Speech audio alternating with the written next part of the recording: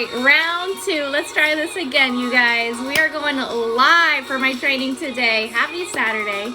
We're learning all about how to eat out at restaurants successfully, efficiently, smartly, and still reach your goals. And we're also going to be talking about how to travel well while still moving forward and reaching your goals. They both use a lot of the same strategies. They're kind of like one and the same because while you're traveling, you're also eating out. So that's what we're going to dive in today. Lots of amazing information coming y'all's way. Half of the battle with going live on Instagram and doing these trainings for y'all is choosing the intro music that I want to jam out to. But we went with some old school Robin today. Love that song. Still dancing on my own or something like that. Whatever the lyrics are. That's what I chose for you guys. Okay, so let's get started. Let me pull up my notes here. We are talking restaurants and we are talking traveling.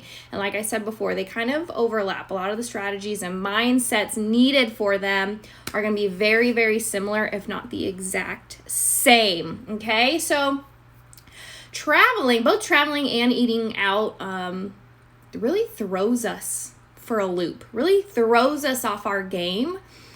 Because it's so unknown, because it's so uncontrollable. We feel like we can't control anything in those situations. So what's the point in trying at all, right? Let's just, throw it out the window. Let's just do whatever the heck we want, right?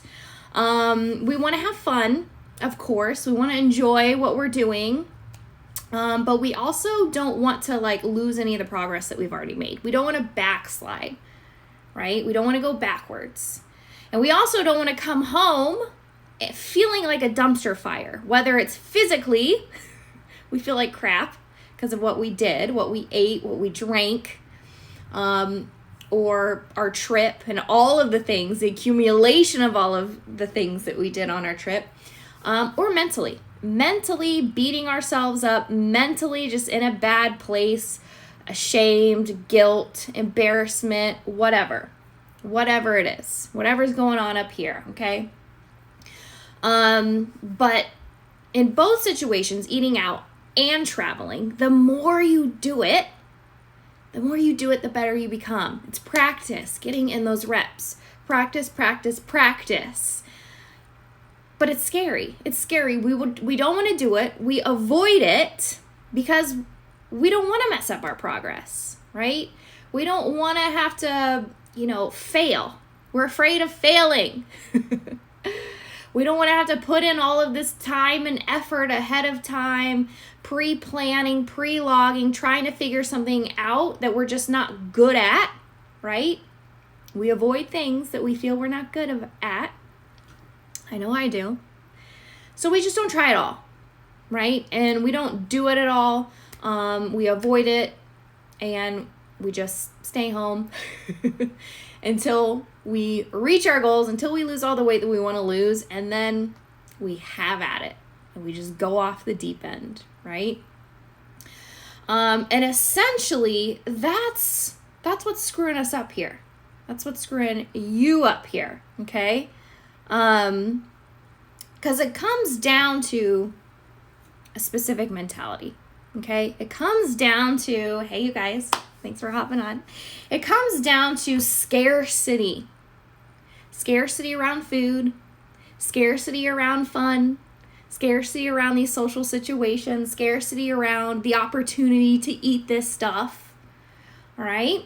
It comes down to scarcity, the restriction of it. The saying, no, I can't do this, I can't go there, I can't go out, I can't travel, I can't say yes to this invitation, no. Right? When you restrict these things, okay, it's not just about restricting food, it's about restricting situations, right? It's no longer just about the food. It's no longer like food is just food. It now becomes something super emotional, right? Super emotional, something that's off limits, something that you can't have, Now all of a sudden, it's like way up here on this pedestal, right? And then our emotions take over when we're faced with that thing. Your emotions take over and you don't stand a chance, okay? At that point, like, your emotions take over your choices, okay? You walk into a restaurant, you have this sense of like FOMO, shiny object syndrome. I haven't been here in a million years and I'm probably never going to be able to come back here again for a very long time. You walk in those doors and it's like, give me the worst of everything you got. Give me 10 of everything. Give me all the appetizers, all the desserts, all the drinks, right? Because I'm never in this situation. I never get to be here and I don't know when I'll ever be here again. That scarcity mindset around your food, around the situation, around the environment, okay?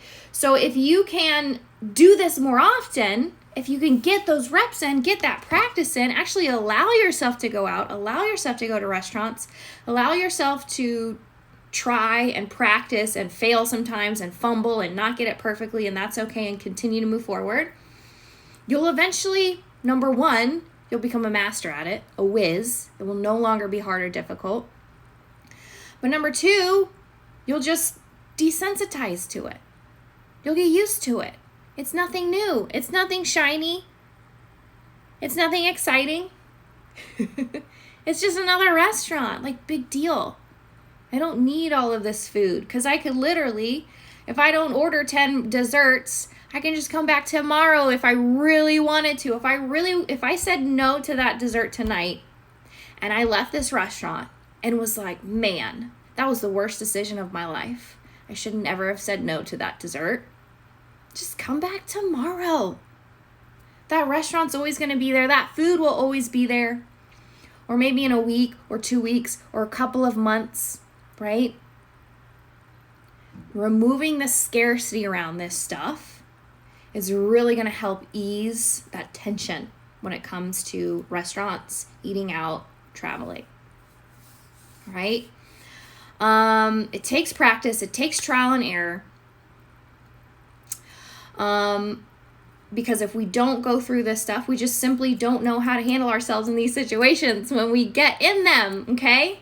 And we feel like if we can't be 100%, we can't be perfect, we can't log every single little thing that's in our meal or what we order, then what's the point in doing anything at all? It's that black and white thought process, right?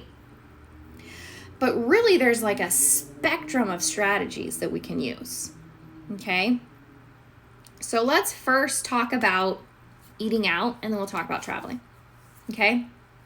There's a spectrum of strategies. On the one hand, you can go to the extreme, right? And you can attempt to log every single ounce of everything that you consume within that restaurant while you're there. And that's possible, sure. It's definitely very possible. I've done it before. Some of my clients do it sometimes. There's this spectrum, and there's no right or wrong choice or strategy to choose for yourself. It's just about what you want in that moment, what your goals are, how badly, or how quickly you want to reach those goals, that sort of thing. It's all up to you. None of them are right or wrong. It's just what's going to make you happiest at that time, okay?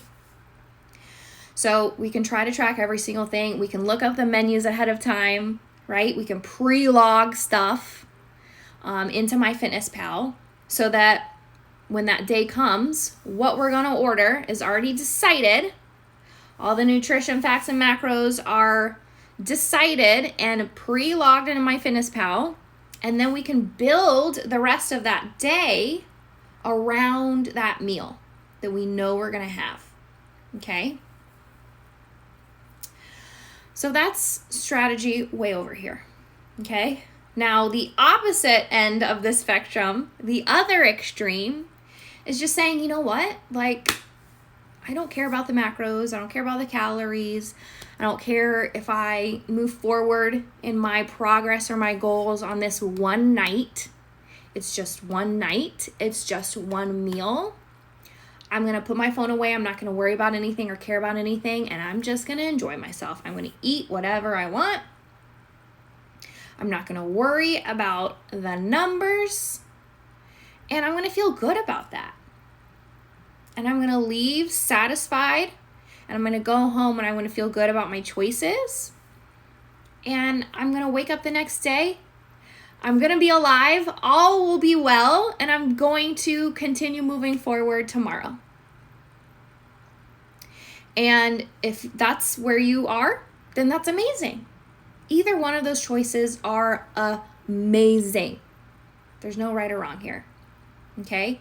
But if not caring about the macros, not caring about the calories, eating whatever you want is going to make you feel like trash, if you're going to walk out of that restaurant feeling guilty, ashamed, regretful, not proud of your decisions, that's something that you need to know. That's something that you need to be aware of. And that's something that you need to take into consideration. Okay? Because you can't have them both. You can't say, okay, I'm going to do whatever I want, but then hold it against yourself afterwards. That doesn't work around here. Okay?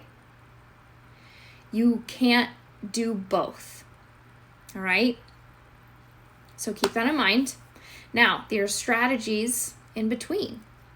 Okay? In between these two extremes of all in or all out. Okay? And maybe something in the middle is what's best for you. So what are those middle strategies? Well, we can attempt to order exactly what we would have had at home if we had not gone out. Maybe this invitation was on the fly. Maybe it came out of nowhere. It was very last minute. Well, what would I have had at home? I probably would have had some ground beef.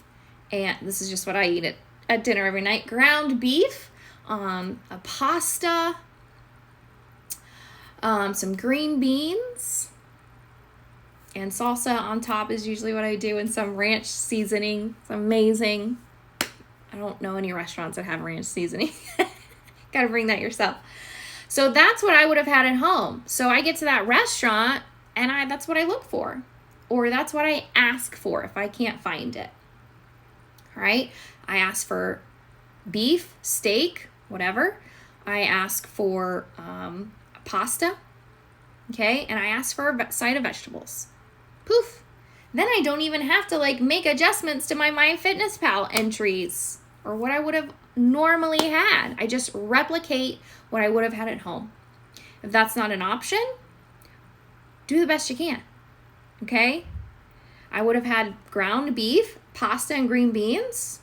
What is that? Protein, carbs, and some vegetables. So let's just order the same food groups. What's your protein? Can I get a grilled chicken breast? Can I get some steak? Can I get a pork? Whatever. Protein, check. Pasta. It's a carb. Is there a pasta dish? If not, can I get some rice? Can I get some bread? Can I get some quinoa?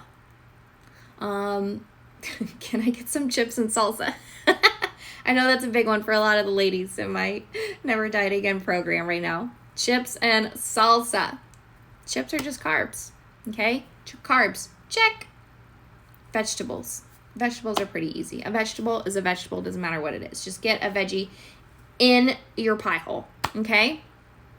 So try to replicate what you would have had at home.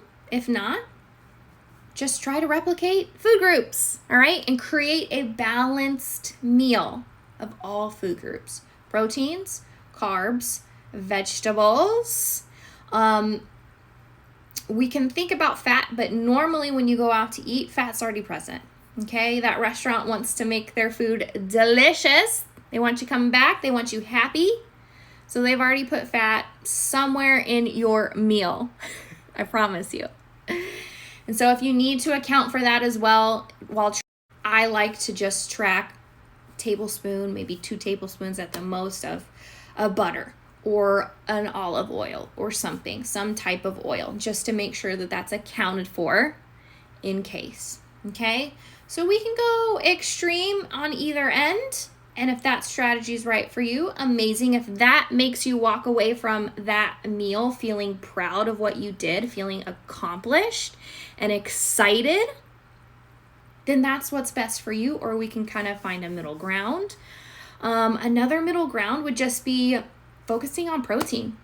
Focusing on protein alone and making sure you're getting a jam-packed meal of protein. Last night I went to a wedding and they had a buffet, right? And I went through the buffet and I got everything they were offering. And at the very end of the buffet was the protein. It was grilled chicken. They plopped a grilled chicken breast on my plate and I said, "Can I have 2, please?" They gave me a second one. You can order extra protein at restaurants. You can order a side of any type of protein you want. Order what you need. Order what's going to help you reach your goals and make you feel best about that meal, okay? So there's a broad spectrum of strategies here for eating out at restaurants. And those can also be done in fast food joints too. I eat a lot of fast food because I do a lot of traveling on the road. All over the state of Texas. So I am in and out of fast food joints. As far as fast food goes, I would just find one fast food joint that works best for you. And you know that that's your place. When you are out and about, you can always go there. You can always go there and get what you need. Okay, pick out one. Fast food's pretty easy because when you're, on the road, and it's not even about traveling, if you're just out and about during the day running errands or what have you on the weekends and you are just caught out without food and it's been 5 hours since your last meal and you're starving, where there's one fast food place, there are others, okay? So they're usually pretty easy to find. My go-tos are Chick-fil-A. That's my number one, top choice. I always look for a Chick-fil-A. I Google Chick-fil-A. I look for a Chick-fil-A on MapQuest, whatever, or Google Maps. Chick-fil-A is my first choice, okay? But to be honest, you can really find something at any fast food place these days. Fast food places are pretty great about having multiple different types of options these days. Subway's another really great one. Subway's probably my number two. Chick-fil-A, Subway, and then maybe Chipotle. Yeah. So that's restaurants, okay? And I think just getting out there is kind of like dating. You gotta get out there and try it, right? Desensitize yourself, get over that hump, and then it's not scary any longer. And then you're comfortable with it. And then you feel like you can handle it, okay? All right, let's move on, shall we? Let's move on to traveling. Okay, now a lot of those strategies are going to cross over into traveling because while you're traveling, you're eating out a lot, right? So when my clients travel, I like to press the pause button on our progress. The goal while traveling is just to maintain, okay? Not saying you can't continue moving forward, say if you're in a fat loss phase. Not saying that you can't continue moving forward in your fat loss endeavors, but while traveling, that shouldn't be the goal, especially if it's a vacation. The goal on a vacation is to leave your worries behind, is to enjoy yourself, okay? Is to be in the moment, be present, okay? Experience things that you wouldn't normally experience, right? So while traveling, I like to maintain, just press the pause button on our goals. And the goal would be to not backslide in anything, okay? And not take 20 steps backwards. Get to a place where we can handle ourselves while traveling, make good decisions, feel good in those decisions, feel proud and excited about those decisions, okay? So the best thing to do is focus on maintaining and stick to your basics and foundational behaviors. I think there are about five of these, okay, that I like to focus on with my clients while they are traveling. And the first one is protein, Okay, getting in your protein at every single meal, and even double protein if you can. All right, so no matter where you are, if you are at a hotel, if you are out at a restaurant, if you are out and about, just walking around, enjoying the city, whatever, wherever you are, getting in your protein at every single meal. Okay, packing protein bars, packing protein shakes, okay, packing beef jerkies, having protein on hand, okay. I like to order double proteins, making sure I'm getting a solid protein breakfast in the morning while I can. Because usually if I'm traveling and I'm having breakfast, I'm at a restaurant somewhere before I get out and enjoy what I'm doing and where I am, okay? And so if that's the case, protein is going to be much easier for you to get in first thing at that restaurant. You can order anything you need, okay? As the day goes on, it's harder and harder to find what you need, right? You don't know where you're going to be. You don't know where you're going to end up. You're going to be in another restaurant, or are you just going to be on the fly, or hopping into a 7-Eleven. Who knows what's going to happen later on in the day? Let's get it in now while we can. So jam-packed breakfast of protein, okay? Second foundational behavior is fiber, getting in that fiber. And how do we do that? I really like to have berries. Berries, especially at breakfast, because breakfast, again, is easily controllable most of the time. So order some mixed berries, right? Raspberries have a ton of fiber. Blueberries, strawberries, get some berries in, okay? Protein bars have a lot of fiber sometimes. So before you leave on your trip, make sure that you're picking some protein bars with some fiber in them, okay?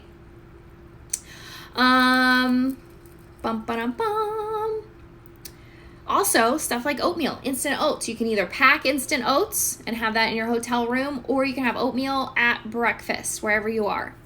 That's usually going to be on the menu no matter what. So oatmeal is going to have a ton of fiber in it. And veggies. Get familiar with the vegetables that pack a lot of protein. And that way, no matter where you are, if you can order that, order it, okay? Third behavior is your routine. Just follow the same routine that you had at home, okay? Our body loves routine. Our mind loves routine. We're humans, okay? We just do really well with routine. So eat as close to your usual schedule as possible. If you're at home and you're safe little bubble and you have set times where you eat your meals, let's just stick to it. Your body's used to it, okay? It works well for you. You need to set alarms on your phone just so you don't go an entire day without eating and so you're ravenous by dinner time. Okay, try to stick to your normal schedule as close as possible. Eat every few hours, and just make sure that you're getting something in. Okay, because again, the longer you go without eating, the more ravenous you're going to be later when you're in front of food. Okay? So protein, fiber, routine. The next one is vegetables. Get in tons of veggies anytime you can, anytime you have a choice, anytime you're at a restaurant, anytime you're anywhere where you can order food and vegetables are an option, order some veggies. Just get some veggies in, okay? Order a salad when you can. Get some vegetables in and around your pie hole. Okay, and again, when we talked about fiber, get familiar with the vegetables that have high fiber contents and just make sure that those are always your thing. Okay. Also aim for easily digestible stuff like bell peppers, mushrooms, carrots, zucchinis. So if you can order these at restaurants, if you're in an Airbnb and you can head to the store, pick up some of this stuff. Okay. And then lastly, number 5, just keep it simple and balanced, you guys. Okay.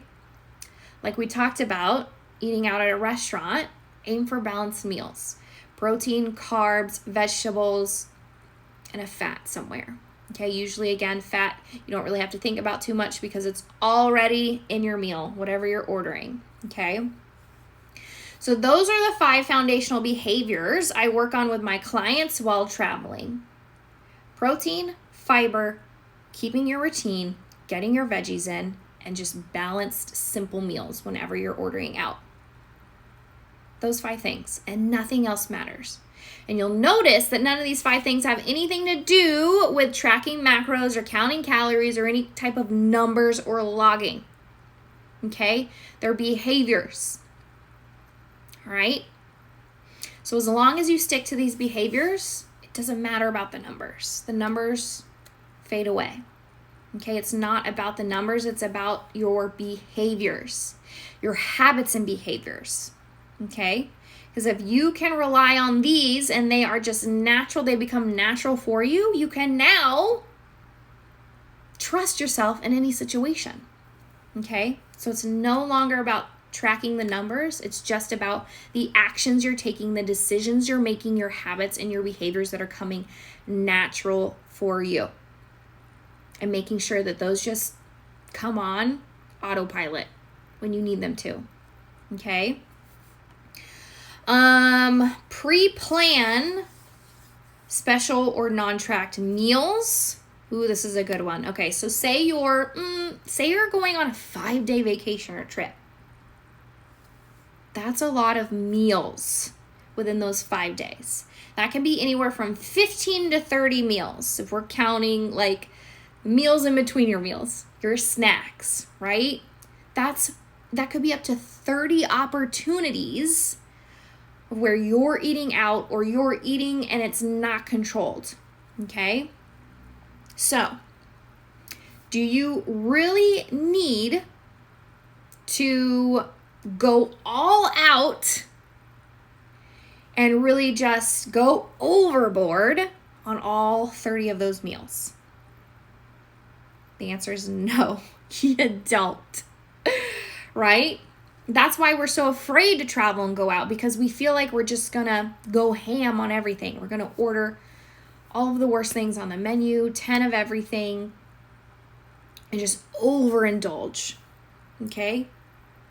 But 30 meals? Do you really have to overindulge in 30 meals? No, you don't. So let's pick out a few of those meals while you're away that you're going to indulge in.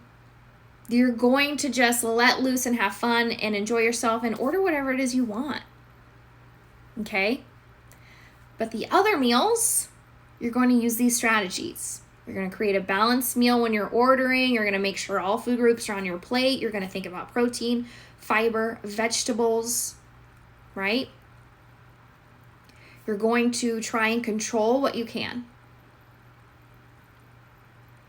Let's create that plan ahead of time. Think about it in your mind.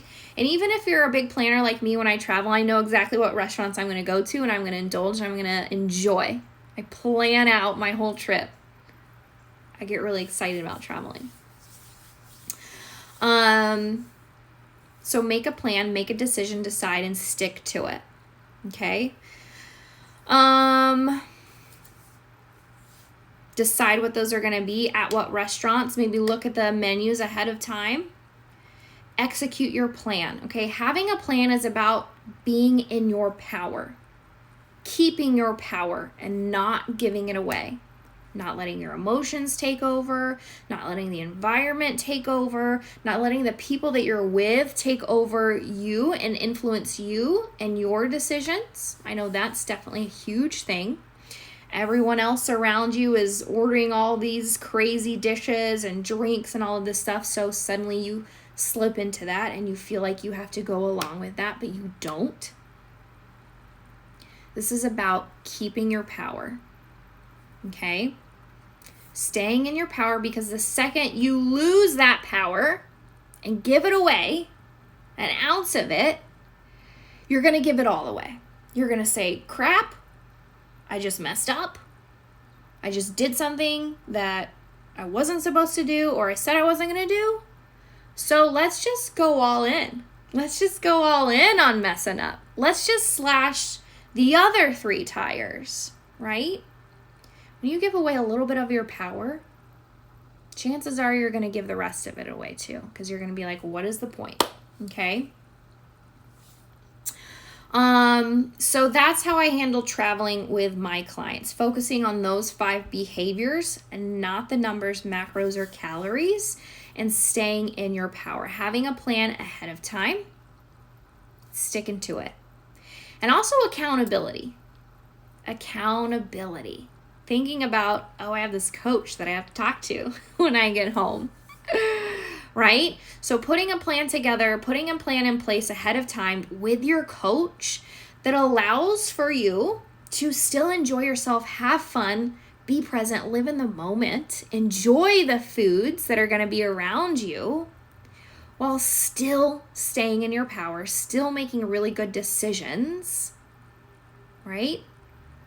So that you can come home and you don't feel like crap. The scale isn't up 10 pounds, and you're proud of what you did. All right? You're proud of what you did, proud of what you accomplished. Maybe you did something and you acted differently on this trip than you ever have before on a trip in the past, and you are just so excited and over the moon. That's the beauty of having a coach, because you can put that plan together.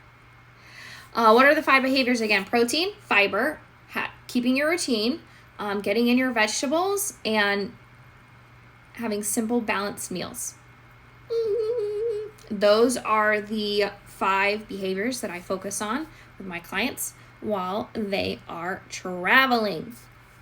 And, when we're home and we're using MyFitnessPal and we're tracking and we're looking at the numbers and we're controlling all of the variables, those are tools, okay? Those are tools to teach us these behaviors, okay? Keeping an eye on our macros, hitting our goals is teaching us what it looks like, what it feels like, what it takes to eat all of this protein, to hit our protein goal, to make sure we're getting fiber in, to keep our routine, to eat the vegetables, to create and build and order a balanced meal with all food groups, okay? Because as long as we're hitting these goals and our macros, we're doing these things. So it's the counting of the macros that's teaching us these behaviors, so that when we take the macros and the counting and the tracking and the apps away, and we go off on a trip, we have those behaviors to rely on. We have those behaviors that we can just click on to autopilot and use, okay? And the goal with that is to just maintain. Just nail those behaviors, maintain where you're at, come home and get right back to it and keep moving forward. Not saying that you won't. Maybe continue to lose weight while you're traveling. It's definitely possible. I've seen it done.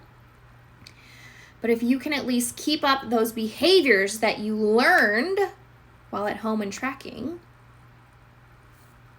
you're not going to backslide. Okay? It's not about the weight on the scale when you come home, I should add. This is the last thing I'm going to add here. The weight on the scale has nothing to do with your progress while traveling, because that weight on the scale is going to lie to you. That's its job. It's a liar. It's a big, fat liar. The weight on the scale does not determine whether you failed or won, or if you continue to move forward, or if you backslid. Okay, so maybe just stay off the scale when you get home, because it's not about that. Because you could come home and be on top of the world, and you've had the best trip you've ever had. You showed up for yourself. You stayed in your power. You made amazing decisions. You come home, you feel fantastic. You're so unbelievably proud of yourself. And you get on that scale, and it lies to you and tells you that you're a failure because it's up 5 pounds. And we think that we just failed. We've put on 5 pounds of body fat when you haven't. You haven't at all. Okay? So these tips and tricks and strategies and behaviors have nothing to do with that scale weight when coming home. That should not even be a thing, all right? Okay, I hope this was helpful and beneficial for you guys. I hope you enjoyed it as much as I did giving it. If you guys have any more questions on eating out or traveling, this is something that I do with my clients all the time. We talk about it all the time. I teach in my group program. I strategize with my clients with heavily, because being successful with your nutrition means being successful in any situation, in any place that you find yourself. At any point in our lives, no matter what we are doing. It's not about only being successful when we're living at home and never leaving our house and living in this safe little bubble. It's about being successful no matter what you're doing, right? So that being said, thank you guys for hopping on. I love seeing you guys. I love ya. Let me know if you need anything. I am here for you. Have a great weekend.